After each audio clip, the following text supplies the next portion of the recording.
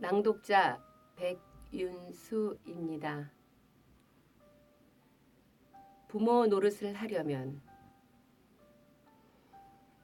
아이가 7살 때였습니다. 어느 날 아이가 열이 펄펄 끓고 끙끙 앓았습니다.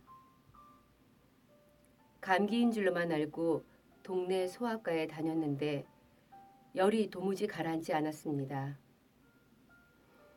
한밤중에 고열에 시달리는 아이를 업고 종합병원 응급실로 달려갔습니다. 의사가 말했습니다. 뇌망염일지도 모르니 검사를 좀 해봐야겠습니다. 뇌망염일지도 모른다니. 동네 병원에서는 감기라고 했는데 이게 무슨 날벼락인가. 척수 검사 동의서를 쓰는 손이 덜덜 떨렸습니다. 뇌척수액 검사는 그 과정이 너무도 고통스러웠습니다. 등뼈 사이를 주사로 찔러서 척수액을 뽑아내는데 아이가 얼마나 아파하는지 옆에서 지켜보는 내 가슴이 타들어갔습니다. 나도 모르게 눈물이 줄줄 흘렀습니다. 밤새 아이의 옆에서 검사 결과를 기다리는데 문득 아버지 생각이 났습니다.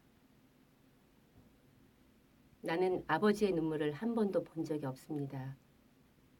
그러나 아버지의 눈물을 느낀 적은 있습니다.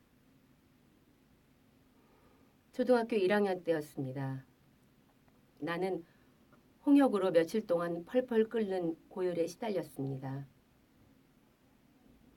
어렵게 치료하여 홍역은 나았는데 그 후유증으로 위아래 눈꺼풀이 다쳐버렸습니다. 눈을 뜨지 못하는 어린 딸을 데리고 아버지는 제주시 병원으로 달려갔습니다. 그런데 의사에게서 청천벽력 같은 선고를 받았습니다. 눈이 멀 수도 있습니다. 그날 밤 어머니 곁에서 잠이 든 나는 어머니가 흐느끼는 소리에 잠을 깼습니다. 그러나 눈을 뜨지 못한 채 그냥 누워 있었습니다. 아버지와 어머니의 대화 소리가 또렷하게 귀에 박혔습니다. 눈이 멀게 된다니. 이게 무슨 날벼락이에요. 안 돼요. 내 딸이 장님이 된다니 절대 안 돼요. 어머니는 내가 혹시 깰까봐 낮은 소리로 흐느끼고 있었고 아버지는 아무 대답도 못하고 있었습니다. 그때 나는 느꼈습니다.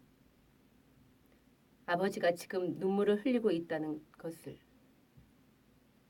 눈이 아닌 다른 모든 감각으로 아버지 역시 속으로 울고 있다는 것을 느꼈습니다. 어머니의 흐느낌 소리가 격해지기 시작했고 아버지는 오랜 침묵 끝에 한마디를 내뱉었습니다.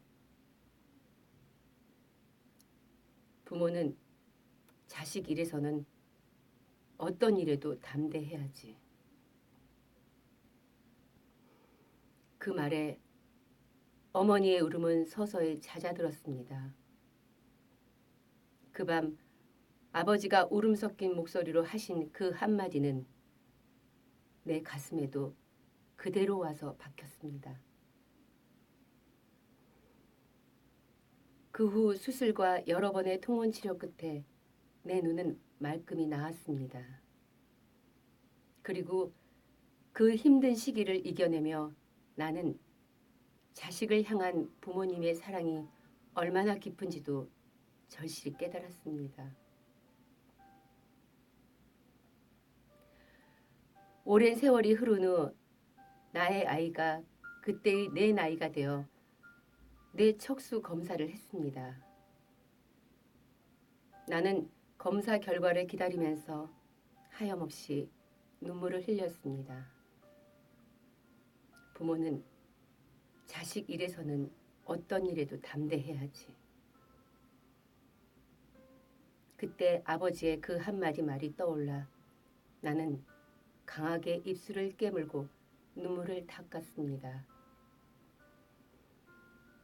그리고 담대해진 마음으로 검사 결과를 기다렸습니다. 검사 결과 뇌막염이 아니었습니다. 얼마나 다행인지 검사의 기도가 절로 터져 나왔습니다. 부모는 자식에 대해서는 그 어떤 일에도 담대해야 한다. 그 사실을 잊지 않으려 애쓰며 삽니다.